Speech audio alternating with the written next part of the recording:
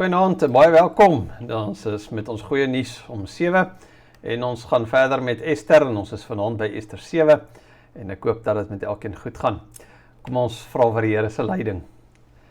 Dankie o Hemelse God dat ons net in U naam mag lewe, dat ons kan weet U is ons troos, U is ons hoop, U is die bron van alles wat goed is en dat ons vanuit U genade kan lewe en vanuit U genade verlos kan wees. Wil U dan ons ook vanaand, Here, as ons met U woord besig is, as ons dit lees en bietjie saam daaroor dink, mag U ons ook daarin leer, mag U ons lei, Here, want U woord is die lig op ons pad, en ons weet dit is alleenlik ook in U lig, wat ons die lig sien. Amen. Goed, so Ester 7, lees gerus saam met my. Die koning en Haman het by koningin Ester gekom om saam met haar te eet, dit is dan die tweede geleentheid nie. Terwyl hulle by hierdie tweede geleentheid besig was om wyn te drink, vra die koning weer vir Ester, wat is dit wat jy wil vra? Dit sal vir jou gegee word, wat is jou versoek? Al is dit ook die helfte van die koninkryk, dit sal toegestaan word. Koningin Ester antwoord toe, as die koning my goedgesind is en die koning dit goed vind, laat my en my volk toe om te bly lewe. Dit is my wens en my versoek. Ek vra dit, want ons, ek en U volk is verkoop, om voor die voet uitgeroei te word. Was ons maar net as slawe en slavinne verkoop, sou ek stil gebly het, want dan sou die ramp nie soveel skade in die koning se belange veroorsaak het nie. Toe vra koning Ahasveros vir koningin Ester, wie is dit wat so iets beplan en waar is hy? En Ester antwoord, die teestander en vyand is hierdie lae mens, hierdie Haman.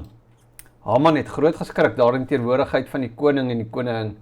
Die koning het woedend van die ete af opgestaan en na die tuin van die paleis toe gegaan. Haman het egter bly staan om by koningin Ester om sy lewe te smeek, want hy het gesien dat die koning klaar oor sy ondergang besluit het. Net toe Haman neerval op die rusbank waarop Ester sit, kom die koning uit die tuin van die paleis terug in die saal waar die maaltyd gegee is.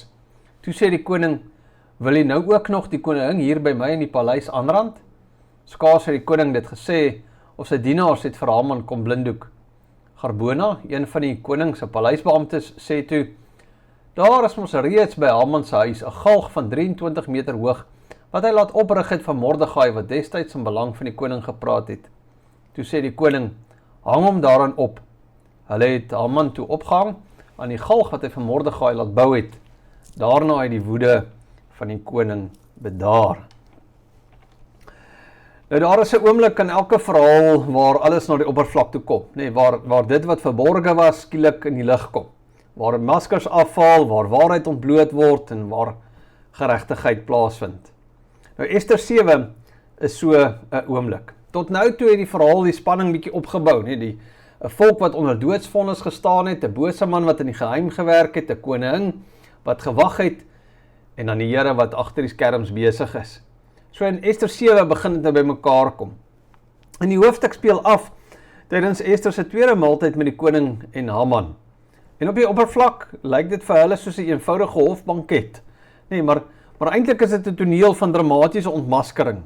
Die koning vra weer vir Ester, wat is jou versoek en dit sal vir jou gegee word, al is dit ook die helfte van my koninkryk. En hierdie vraag kom dan vir die derde keer en dit wys regtig na die koning gunstig was teenoor Ester, die deur is nou vir haar oop, nou moet sy praat, dis nou die tyd. En tot op hierdie punt was Ester versigtig, sy was wys, sy het nie oorhaastig opgetree nie, sy het gewag en gebid en op die regte oomblik gekies, en nou uiteindelik breek sy dan hierdie wag, hierdie stilte, laat my lewe gegee word, nie, my en my volk, laat ons lewe. Met hierdie woorde identifiseer Ester haarself vir die eerste keer met haar volk. Sy sê, in wese koning as hulle sterf, dan sterf ook, ek ook, is iets van 'n diep oomblik, nee, die koning wat tot dusver nog haar identiteit geheim gehou het, sy praat nou openlik oor haar mense. En dan die skokkende waarheid, ons is verkoop, ek en my volk.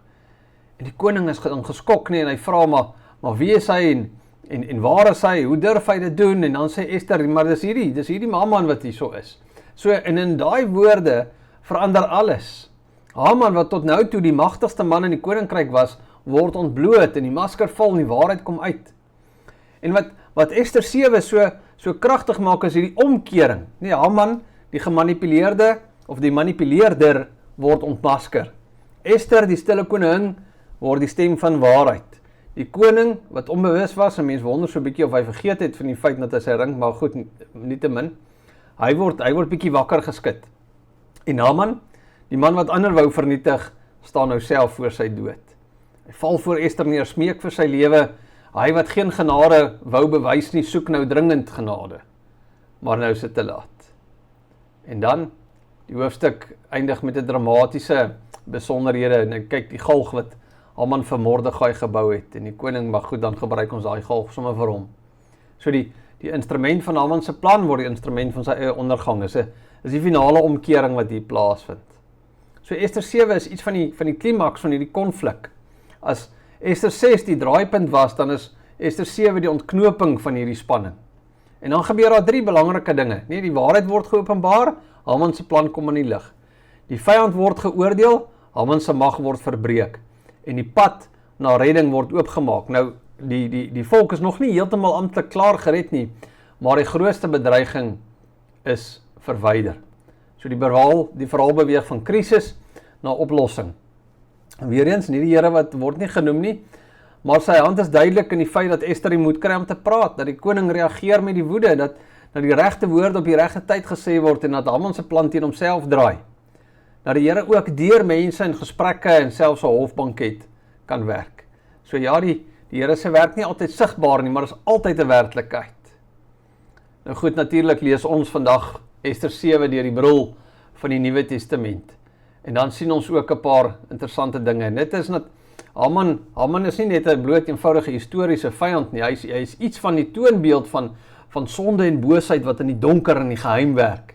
En dan lyk dit vir 'n lang ruk asof hy eintlik suksesvol is, maar uiteindelik word hy ontbloot en dis wat Lukas 8 ook vir ons sê, daar is niks wat in die geheim gedoen word wat nie geopenbaar sal word nie. So sonde kan vir 'n tyd wegkruip, maar uiteindelik kom dit aan die lig. Ester 7 wys ook vir ons dat daar 'n dag wanneer reg en geregtigheid begin geskied. Haman se val is skielik en finaal. In die Nuwe Testament word hierdie waarheid ook uitgespel, nie dat op die einde van die dag 2 Korintiërs 5 gaan ons almal voor die regterstoel van Christus moet verskyn. Almal dat God, ja, hy is geduldig, maar hy is ook regverdig. En daar kom 'n dag van rekenskap. En dan die rol wat Ester speel, dat Ester intree vir haar volk, dat sy 'n middelaar is. Sy staan tussen die koning en die mense en sy pleit vir hulle lewe is 'n skaduwee van Christus. Want hy is ons ware middelaar, nie, daar's net een middelaar tussen God en mens, en dit is die mens Christus Jesus. En soos Ester net haar lewe gewaag het, so het Jesus sy lewe gegee. Maar daar's 'n belangrike verskil, nee, voorheen het Ester gesê, as ek omkom, nee, so sy gaan vir die gevaar in, terwyl Jesus sê, ek gaan omkom, ek gaan gemartel en doodgemaak word. En die galg van Haman wys dan vir ons die groot omkering. En in die evangelie sien ons die tema van omkering ook, na die kruis, 'n instrument van 'n verskriklike vernederende dood, word die instrument van redding. Dit wat bedoel was om te vernietig, bring lewe. Kolossense 2 vers 15, hy het die owerhede en die magte ontwapen en hulle openlik tentoongestel. So net soos wat Haman eintlik oorwin word deur sy eie plan, word die mag en sonde oorwin deur die kruis. Ester 7 daag ons egter ook uit, om soos Ester met wysheid die waarheid te praat. En dit is nie altyd maklik nie, dit vra moed en wysheid en tydsberekening en vertroue in die Here. Ester het nie roekeloos opgetree nie, sy het gewag vir die regte oomblik. Maar toe die oomblik daar is, het sy nie geswyg nie. En daar is tye wanneer stilte veilig voel. Maar Ester 7 sê dat om bloot vir altyd stil te bly kan ook verkeerd wees. As sy stil gebly het, was die volk vernietig, sou Haman se plaag geslaag het. Terwyl die Here ons oproep om ook op die regte tyd en met groot waarheid en groot versigtigheid en groot wysheid teen onreg vir die waarheid vir mense te praat wat nie self kan praat nie. Haman natuurlik ook net weer 'n waarskuwing. Nee, hy het mag en invloed en toegang tot die koning gehad, maar sy hart was vol trots en haat. En sy ondergang begin eintlik lank voordat Ester hom geopenbaar het. Sy ondergang het lank al begin in hierdie hart wat net nie eenvoudig genoeg kan kry nie. Dis hoekom Paulus waarsku in 1 Korintiërs 10 vers 12. Wie meen dat hy staan, moet oppas dat hy nie val nie. Maar Ester 7 gee ook vir ons hoop. Dit wys vir ons dat die Here sien onreg en hy doen iets daaraan. Miskien nie altyd dadelik op die tyd wat ons daarin dink nie. Nie altyd soos wat ons verwag nie. Maar hy bly die regverdige koning op sy troon. Goed, kom ons pas dit net so 'n bietjie toe. Nee, wat beteken dit vir my en vir jou vandag nou hier? Ek dink die eerste ding is leef met integriteit. Wat in die geheim is, sal geopenbaar word. Wees bereid, nommer 2, om te praat. God gebruik jou om die waarheid te bring. Nommer 3, vertrou op God se geregtigheid. Nee, hy sien baie meer as wat ons dink. Hy sien alles. Sy oë is oor die nasies. En dan kyk na Christus, die ware redder en middelaar. So om saam te vat, Ester 7 is die oomblik wanneer die waarheid uitkom en die vyand ontbloot word, die geregtigheid begin en die pad na redding oopgaan. En wanneer ons dit deur die lig van die evangelie lees, dan sien ons, God bring alles in die lig en hy oordeel regverdig en Christus is die eintlike middelaar en hy bring die groot omkering in Christus deur iemand wat swak is, iemand wat in 'n krib gebore word, wat aan 'n kruis sterf, wat veroordeel word, wat deur die volk en deur die mense verwerp word die grootste koning van alle tye. En daarom hoef ek en jy nie bang te wees vir die waarheid nie. Want in Christus is die waarheid nie net ontmasker nie, dit is gebring vir ons redding, want Christus self is die waarheid. Die boodskap van hom aan die kruis, die boodskap van Christus as ons middelaar, dit is die waarheid, daarin kan ons vashou, en dit kan ons verkondig, met groot wysheid en liefde. Amen. Kom ons bid. Getroue Here, dankie dat U vir ons 'n middelaar stuur, dat U Seun self vir ons kom instaan en intree, en dat ons weet, maar deur hom en in hom is ons U kinders, en is daar niks en niemand wat ons van U Vaderliefde kan skei nie. Mag ons dan, Here, ook in navolging van Christus die waarheid en liefde praat. Mag ons ook met groot wysheid optree, stil bly wanneer dit moet, praat wanneer dit moet. Dat ons die wysheid wat Salomo vir ons leer om die regte tyd te kies, om die regte ding te sê, dat ons ook daarvolgens sal optree, sodat ons 'n wonderlike lig vir die mense om ons mag wees. Ons vra, Here, vir U nabyheid, vir die Gees om in en deur ons te werk, en ons vra dit in Jesus se naam. Amen.